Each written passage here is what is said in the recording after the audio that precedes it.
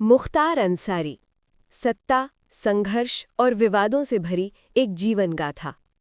1. जन्म, परिवार और शुरुआती परिवेश। उत्तर प्रदेश के पूर्वांचल क्षेत्र में स्थित गाजीपुर जनपद अपनी उपजाऊ धरती, गंगा किनारे बसे गांवों और राजनीतिक चेतना के लिए जाना जाता है। इसी जिले के यूसुफपुर मोहम्मदाबाद क्षेत्र में एक प्रभावशाली परिवार में मुख्तार अंसारी का जन्म हुआ। उनका परिवार लंबे समय से सामाजिक और राजनीतिक गतिविधियों में सक्रिय रहा था। अंसारी परिवार की पहचान केवल जमीन जायदाद या सामाजिक रसूख तक सीमित नहीं थी, बल्कि शिक्षा, स्वतंत्रता आंदोलन और राजनीति से भी जुड़ी रही।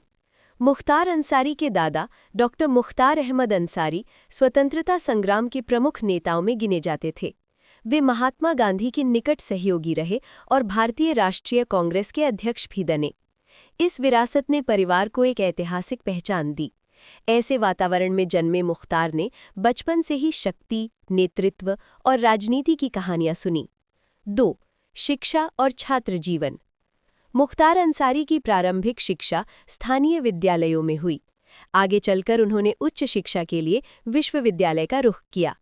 कहा जाता है कि छात्र जीवन में ही उनका झुकाव छात्र राजनीति और दबदबे की ओर होने लगा था। पूर्वांचल का वो दौर सामाजिक असमानताओं, बेरोजगारी, जातीय तनाव और राजनीतिक संरक्षण से प्रभावित था। इसी माहौल में कई युवा या तो आंदोलनों की ओर बढ़े या अपराध और राजनीति के गठजोड़ का हिस्सा बने। मुख्तार का व्यक्तित्व शुरू से ही आक्रामक, निर्णायक और नेतृत्वकारी माना जाता था। कॉलेज के दिनों में वे छात्र संगठनों और स्थानीय विवादों में सक्रिय दिखे। यहीं से उनके जीवन की दिशा धीरे धीरे बदलने लगी। 3. अपराध की दुनिया में प्रवेश। 1980 और 1990 के दशक का पूर्वांचल क्षेत्र माफिया संस्कृति के उभार का साक्षी बना। ठेकेदारी, रेलवे परियोजनाएं, खनन, जमीन विवाद, इन सब में संगठित गिरोह सक्रिय थे। राजनीतिक संरक्षण और प्रशासनिक कमजोरी ने इस संस्कृति को और बढ़ावा दिया। इसी दौर में मुख्तार अंसारी का नाम आपराधिक मामलों में सामने आने लगा। शुरुआत छोटे मोटे विवादों से हुई, लेकिन जल्द ही वे एक संगठित गिरोह के मुखिया के रूप में पहचाने जाने लगे। उन पर हत्या, अपहरण, रंगदारी, अवैध वसूली जैसे गंभीर आरोप लगे।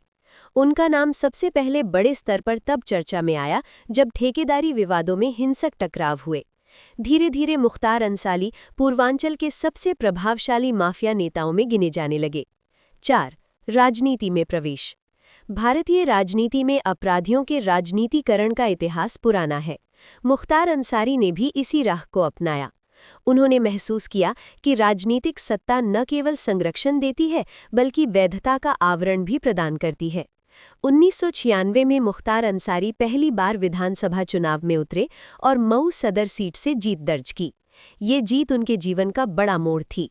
एक ओर वे गंभीर आपराधिक मामलों में आरोपी थे, दूसरी ओर जनता के एक बड़े वर्ग ने उन्हें अपना प्रतिनिधि चुना। उनकी राजनीति का आधार था स्थानीय दबदबा, जातीय समीकरण, विकास और सुरक्षा के वादे, विरोधियों के खिलाफ सख्त छवि। 5. मऊ क्षेत्र में प्रभाव। मऊ विधानसभा क्षेत्र मुख्तार अंसारी का राजनीतिक गढ़ बन गया। कहा जाता है कि वहां उनकी अनुमति के बिना कोई बड़ा काम नहीं होता था। समर्थक उन्हें जनता का नेता मानते थे, जबकि आलोचक माफिया डॉन। उनके समर्थकों का दावा था कि उन्होंने क्षेत्र में सड़कों, अस्पतालों और स्कूलों के लिए काम किया, गरीबों और अल्पसंख्यकों की आवाज बने, प्रशासनिक अन्याय के खिलाफ खड़े हुए। वहीं विरोधियों का आरोप था कि भय और हिंसा से सत्ता बनाई रखी, विकास के नाम पर निजी साम्राज्य खड़ा किया, लोकतंत्र को कमजोर किया। 6. बाहुबली राजनीति और टकराव। मुख्तार अंसारी का सबसे चर्चित टकराव कृष्णानंद राय से रहा, जो भाजपा नेता थे। दोनों के बीच वर्षों तक चली दुश्मनी ने पूर्वांचल को हिंसा की आग में झोंक दिया। 2005 में कृष्णानंद राय की हत्या के बाद मुख्तार अंसारी पर आरोप लगे। ये मामला राष्ट्रीय स्तर पर चर्चा का विषय बना। ये वही दौर था जब उत्तर प्रदेश में बाहुबली बनाम बाहुबली की राजनीति खुलकर सामने आई। राजनीतिक दल भी अपने अपने हितों के लिए ऐसे नेताओं का उपयोग करते रहे। 7. जेल जीवन और मुकदमे। मुख्तार अंसारी का जीवन का बड़ा हिस्सा जेलों में बीता। उन पर दर्ज मुकदमों की संख्या दर्जनों में थी। अलग अलग राज्यों में स्थानांतरण, पेशियां, वीडियो कॉन्फ्रेंस के जरिए सुनवाई, ये सब उनकी दिनचर्या बन गया। जेल में रहते हुए भी उनकी राजनीतिक सक्रियता बनी रही। उन्होंने कई चुनाव जेल से ही लड़े और जीते। ये भारतीय लोकतंत्र की एक जटिल तस्वीर पेश करता है, जहां एक आरोपी नेता जनता द्वारा चुना जाता है। 8.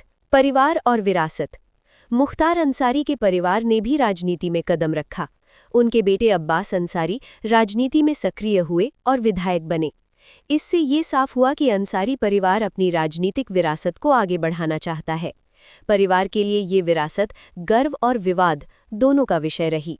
एक ओर स्वतंत्रता संग्राम से जुड़ा गौरव, दूसरी ओर आपराधिक छवि का बोझ। 9. सामाजिक प्रभाव और आलोचना। मुख्तार अंसारी का जीवन केवल एक व्यक्ति की कहानी नहीं, बल्कि पूर्वांचल की सामाजिक राजनीतिक व्यवस्था का आईना है। उनकी कहानी बताती है कि कैसे गरीबी और असमानता अपराध को जन्म देती है, कैसे राजनीति अपराध को संरक्षण देती है, और कैसे जनता मजबूरी या विश्वास में ऐसे नेताओं को चुनती है। आलोचकों का मानना है कि मुख्तार अंसारी जैसे लोग लोकतंत्र के लिए खतरा हैं। समर्थकों का कहना है कि वे सिस्टम की उपज थे, अकेले दोषी नहीं। 10. मृत्यु और अंत। मुख्तार अंसारी की मृत्यु जेल में इलाज के दौरान हुई। उनकी मृत्यु ने एक बार फिर कई सवाल खड़े किए, जेल व्यवस्था पर, न्यायिक प्रक्रिया की गति पर और माफिया राजनीति के भविष्य पर। उनकी मृत्यु के साथ एक युग का अंत हुआ, लेकिन उनके जीवन से जुड़े विवाद और बहसें आज भी जारी हैं। 11. निष्कर्ष। मुख्तार अंसारी की जीवन गाथा नायक या खलनायक की सरल श्रेणी में नहीं बंधती। ये कहानी है शक्ति की चाह, व्यवस्था की कमजोरी, जनता की उम्मीदों और भारतीय लोकतंत्र की जटिलताओं की। उनका जीवन हमें ये सोचने पर मजबूर करता है कि जब तक सामाजिक न्याय, शिक्षा और पारदर्शी शासन नहीं होगा, तब तक ऐसे चरित्र जन्म लेते रहेंगे।